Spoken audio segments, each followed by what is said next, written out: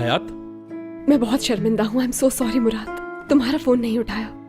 कोई बात नहीं। तुम ठीक तो हो ना? कोई मसला तो नहीं? हाँ। मैं बस एक बात जानना चाहता हूँ, तुम किसी मुश्किल में तो नहीं थी?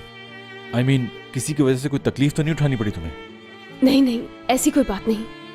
हयात, हाँ मुराद। मत भूलना कि मैं हर वक्त तुम्हारे साथ हूँ।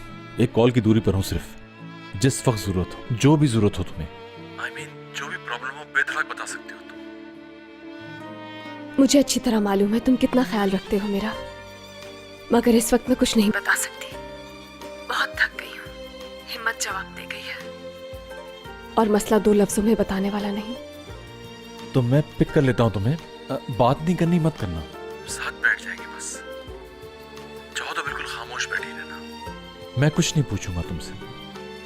बहुत अच्छा प्रपोजल है, मगर मैं ये डिजर्व करती। जो किया है वो खुद ही भुगतना है मुझे। जैसी तुम्हारी मर्जी।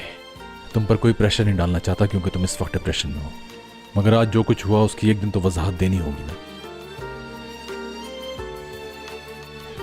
मैं जानती हूँ। I love you Hayat.